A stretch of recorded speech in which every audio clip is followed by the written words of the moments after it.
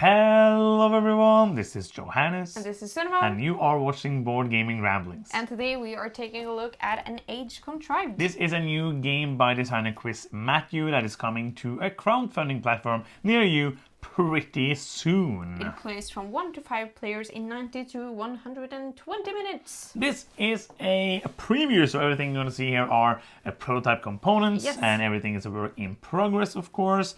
In an Age Contrived, you are a god in this world where like the people, they were not united. They had like different kind of tribes with different gods, but now it looks like they're gonna be united to one people, person, people, and you want to be the one god. That is the theme. Yeah. You want to be a god-like being that the most people look for help or believe in. And you do that by getting the most victory points. And if you get more victory points than the other players, then you are going to be the god of them all. Not the god of war, but the god of them all. Yes. These are just words I'm making up. Not the words, but that's not actually how it says in the rulebook. An Age Contrived is a Euro game where you are going to use your own player board and to get energy in and kind of charge up that energy to be better. You will upgrade your player board. We're going to talk more about that in the gameplay section to make it better, to make it work for your strategy. You have a avatar of your god that are moving around on a map and can get different abilities and bonuses. Every player has different player powers that they can get, and you're also trying to build these monuments, and the game is going to be over when you have built all the monuments. So much of the game is going to be building these monuments, kind of a area majority, very small area majority before they score, and there's a new one all the time. So that is kind of like a super brief overview. If you want to see more of a rules video, there's other videos to check out for that, because we talk about all the other stuff in the game. Let's start briefly, since the preview, about the artwork and the components. Yes, this is the prototype components that we have been provided with. The deluxe components are very good. Yeah. They are to the point of being like over the top, actually. There is these magnetic monuments that you put up on the map. Look like this. They are super cool. And they have strategically placed them on the board so it doesn't block so much of the things that are going on the board, which might be a problem with like standee stuff on board game boards in general. So I think those works very well. It's better here. It's still like, so I don't like to have these huge things on my game board, but it's better than many other games that we have played. And when I took this out, when I got the components, and I just said, oh, these are magnets, that was pretty cool. And these are, as I said, the deluxe version of the game. Like if I had gotten this, the prototype is amazing. Like if I gotten this, I wouldn't be sad as a product. Almost everything is up to being like a produced game, just so you know that everything you see. But it's of course going to be changes. And we haven't seen, I'm guessing these are going to be cardboard standees if you get the normal edition. We don't know like how the normal edition is, so just so you know that what you see here are the deluxe edition of the game. Yes. There's also like a big, heavy, metallic player board where you can do this. You can take energy and shoot it. It has no purpose whatsoever, takes up space, and it's heavy, but is it fun? It is. Sometimes they get stuck if you are not like fast enough with a spring. Even the rulebook is saying you had to learn how to do it. Yeah. They never got stuck when I did it because I'm super good at shooting energy out of things. I think that the thought is that you remove like some of the energy and they have different purposes. So if you just like take them off like the same way, it doesn't feel like they're two different things. Maybe. No, but it's very unnecessary, but very fun. Very fun. Like I would never, if that was an add-on, I wouldn't have gotten it, but if it's something that's there, it's fun. Let's talk about briefly about the rulebook. The rulebook is a work in progress, but it's a good rulebook. I could understand most of the rules. There was like just a couple of things I had to ask the designer about, and they changed a couple of things throughout before we got this rulebook. But other than that, it's a very good rulebook, and also this prototype has a better player rate than most games. It's so good. It's very good. Like no faults at all to this player aid. I've used it several times. Super duper helpful. Just 10 out of 10. Yes. But if you like player aid, you should back this game. We have played this game with 2 and 3 players, and it has taken us about 2 hours when we played it. And the box says 2 hours, so that is like, there. And I think that if you play it more, like in most of these games, if you play it more with the same group, it's going to be shorter. And the first time you play it, it's probably going to be longer than what the box is saying. Yes, the first few turns takes a little time because you can sometimes do a lot on your turn. And then you have to remember all the stuff, and it goes smoother when you get into it. Yeah, so already on BGG there is a diary, a designer diary about like the 3 big games that inspired this game. And those 3 games are Tzolk'in, Hansa Teutonica and Scythe. And we're not going to go like, because you can go to BGG and read those, so you're not going to go deeply into the designer's thought about it, but we enjoy, like, I really like Tzolk'in, I really enjoy Hansa Teutonica, and I like Scythe.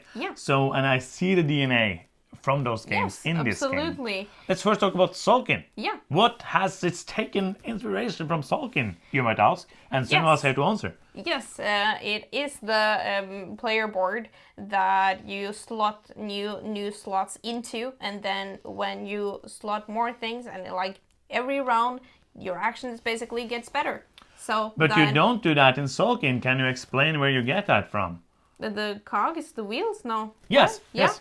yes, but you didn't say what it was coming from. Okay, you just said here. That is the wheels in Tzolk'in. Basically what they said super quickly is that they're taking the wheels from everyone, turn it into something that's only for you, that you can upgrade, and also you have to choose if you want to push it forward, because every time it's your turn you can either do an advanced turn where you push it and makes things better, or you can do action turn where you do as many actions as you want. Yeah, and also the one like put one in, or like resolve many actions. Like you can take a lot of the workers from the cogs in Tzolk'in. That is true. Hansa Teutonica is a game. Hansa Teutonica, not Hansa Teutonica. That's not a game. Hansa Teutonica is a game where you never have enough of these action cubes, and that's what I want to do in this game as well. Like the action cubes go on the board, they are stuck there, then they get used, they go into the reserve, you have to get them, and that is kind of like the wheel of those resources that you have the energy as well. You get energy into the transmutation device, then you get to use them either for deploying them on the board or doing them for action. Then they're out of the game and you need to get them into the game again. And doing that, the timing of that, I think, is for me one of the most interesting parts of the game, because you never have the energy that you need at the time that you need it. Depending, if you play like a super heavy energy strategy, you might have that, but then you might be worse off different places in the game. Yes. I really enjoy this part. I agree, and also there are different kinds of energy, so sometimes you are empty for the ones that you need, for example. That is interesting as well. Yeah, and so that part I really enjoy. I like the Tzolk'in thing with the wheel as well. I like the upgrading of the transmutation device. Yes. The last thing is Scythe, and this is one I feel like is more of an inspiration than actually this doesn't feel that much of that in the DNA, because in this transmutation device you have 2 rows basically where you can put in energy, and the bottom row is the tiles, the energy tiles you're going to use for actions, and the top row is the ones you're going to shoot out like we showed you earlier. And if you haven't seen it, here it is again, because it's cool, and you shoot it out, and those are the ones that you can deploy on the board for different monuments, which has then different symbols that they need, and also a couple of other places to get victory points and stuff like that. So how do you feel about like the timing and the management of those resources on the transmutation device? I think that was interesting. It isn't like mind-boggling, brain-melty, but it is very crunchy, and it takes like, you feel like you always have too little time. You feel this kind of rush with the places to put your energy, with the monuments. You want to be very fast, and then you be like, oh, I want to get these dice, like, no, the energy up to the good stuff as fast as possible. And for me, this is one of those games where I try to build up, and I do like loads of actions, and then I have nothing. So I have to spend loads of time then building up again, and then people get to do stuff. So sometimes in these games, it's probably better just to build up, do a little thing, and then build up a bit more and do a big turn later. But I always get that, like, I want to do all of this stuff now, especially when there's good stuff to do. The deployment action where you send stuff out on the board is kind of the main part of the game, where you place the energy, as I said, on these, which is also where the most of the interaction comes from, in that placing them of these in kind of a area majority you thing. said area majority, but it's really like the last person who gets there is the one to get like a different bonus. So it isn't. It doesn't matter how much it is on it. Oh yeah, but it does, but it doesn't in that kind of way, because I get to activate the things that I have here. Yeah. So if I had 2 and you put the last, and you get like a different bonus, but I get to activate 2 of them. Yeah. And also when you are on, it's kind of more of that where you wanna do the last one is good, but you also want to like try to sneak in here and sneak in there and sneak in there, because you get to activate there, and when you get to when you have at least one on them and they're full, you get a bonus, which is either more energy, so you have more of these energy tiles, or a very powerful bonus. Yeah. And this is one thing I really like about the game, is the choosing between the energy and the bonuses. I agree. That is very interesting, and always a hard decision, because you want everything. And like I feel like you could go for many different routes in this game, but like the main goal you want to get to is the same. You want to get all the energy out there, but sometimes I do a lot of upgrading on my player board, but you don't do any, or you move a lot with your what's his face? The Avatar. Avatar. But I don't Not move like anything. the movie, so no like trademark infringement there. So like that, there are more paths to the victory, but you want to get a lot of energy on the board in some kind of means, and you also want to grab these final scoring slots. And because there's different ways to score in the game, you can get like this set collection of placing in these different technologies, I'm going to call them, around the board. But to be able to place there, you either have to have your avatar there, or you have to have like a link token there. And when you put out a link token, which is a bonus you can get, then you also unlock special abilities for your character. So there's like the actions that you do are pretty simple, but there's many layers of strategy and many different like bonuses and actions and stuff that you can do. So the game is pretty involved.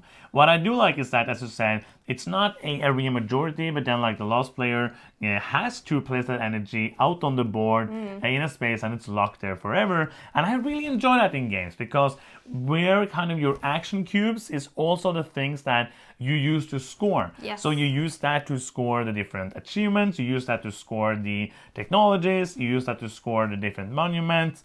And the more you do that, the more you need the energy, but the other bonuses are very good. The last time we played, I tried to not get any of the energy bonuses in the beginning, and the energy bonuses get worse, because in the beginning you really need those special bonuses more. But then is when it's going to be, you're going to get 2 energy now if you choose to do the energy instead of the bonus. Yes. So there's very many interesting decisions, and I really enjoy that part. I'm agreeing with you. Like we spoke a bit about it, that it feels like there is it's not a game, and this might be a positive for you or negative for you.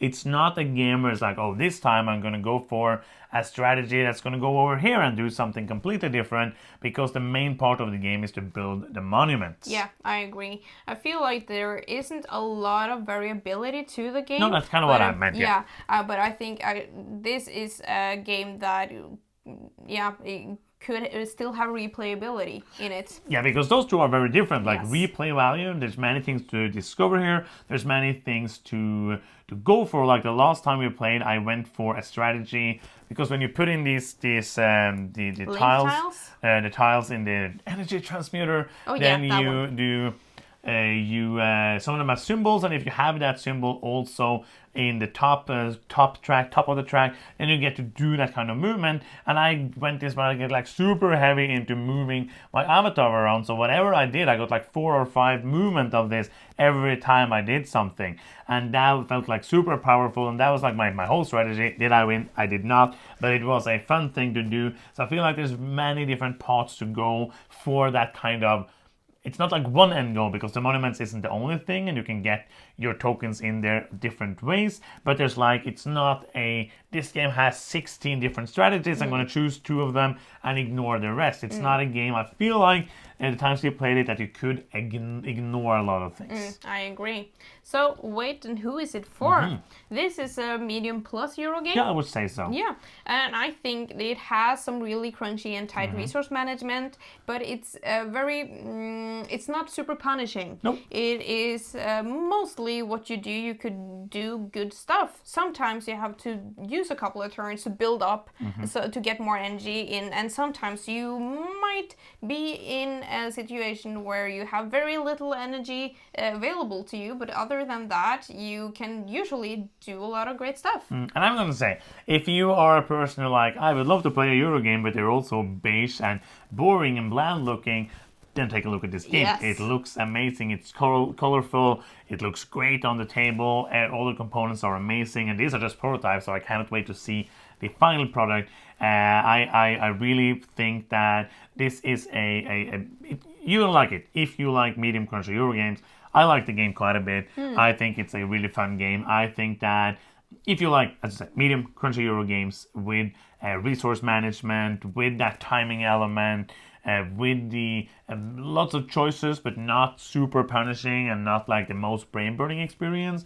And again, if you like the beautiful game, I think this might be one for you. Absolutely. I will say that I think that this game shines more at 3 and 4 players than Yes, 2 I players. agree. So I would absolutely recommend it, especially if you're getting this to the table with 3 and 4. That is true. Or 5, it goes to 5. Oh yeah, that's true. I don't think. I personally would play with 5, but most of these games I don't want to play at max player count because of time. Yes. And so we hope this preview video gave you some insights into if this might be a game you want to check out. If you think this might be a game that might be for you, if you might think this might be a group that might be for your might group, if you think this might be, if you think this can be fun for your group, then you can check out the link in the description when the campaign launches. We will put that there, and we hope you check it out. If you are interested in the game, let us know. If you have any questions, let us know, and we will try to answer them as best as we can. Yes. If you are still here and you have not subscribed, you can do so now by Clicking the subscribe button is fun and it's free. It makes us happy like this. If you want to do something that's not free, you can. go to patreon.com/boardgamingramblings and support us there. And that is the end of this video. Thank you so much for watching. I'm Johannes. I'm Cinema. And you've been watching Board Gaming Ramblings, and bye-bye.